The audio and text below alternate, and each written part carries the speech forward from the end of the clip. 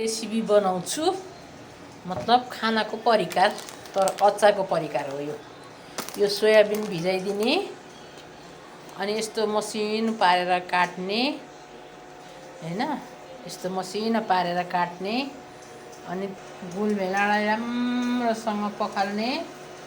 गोलभेडा राम्रोसँग पखालिसकेपछि अनि यसलाई मसिना चाना पार्नुपर्छ मसिना चाना चाहिँ यसरी चाना पार्ने अनि यो चाना ठुल्ठुलो पार्दा नि हुन्छ तर त्यो खोस्टाहरू लामो लामो बस्छ के ठुल्ठुलो हुन्छ खोस्टाहरू अनि यस्तो मसिनो पारेर काट्ने अब यो गोलभेडा काटिसकेँ हैन मेरो समस्या चाहिँ के भने एक्लै छु अनि यो क्यामेरा समाइदिने मान्छे हुँदैन अनि एक्लै गर्दै देख अब यहाँ घिउ तात्यो हैन यो घिउ तातेपछि सट्ट मेथी हालिदिने मेथी रातो हुन्छ कालो हुन्छ भनौँ न रातो त राम्रो हुन्न मेथी जलाएर कालो बनाउने हैन अनि त्यसपछि भनेको चाहिँ फेरि गोलभेडा हाल्नुपर्छ मेथी जलेर कालो भयो अनि अघि काटेको सोयाबिन सट्ट हालिदिने मस्यौरा यसरी हालिदिने एकछिन चलाउने एकछिन चलाइसकेपछि यसमा फेरि यो अघि काटेको गोलभेडा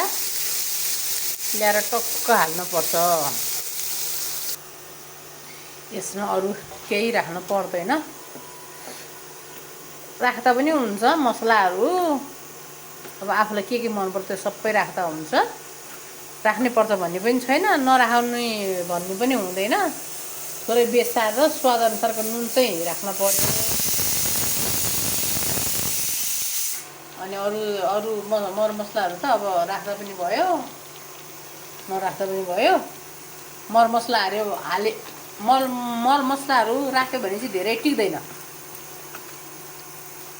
अलि ढुसी पलाउने यताउति हुन्छ अनि यसमा चाहिँ नि मात्रै बेसार र नुन हाल्यो भनेदेखि महिना 2 महिना जहिलेसम्म खाँदा पनि हुन्छ यसरी फत्काएर राखिदिने यो एकदम मिठो छिटो मिठो सट्ट लगाएर यति मिठो हुन्छ जेसँग खाँदा पनि रोटीसँग खाँदा पनि भयो खानासँग खाँदा पनि भयो अब चिउरा तरकारी मनपर्छ भने चिउरा तरकारी मेरो समस्या चाहिँ के छ भनेदेखि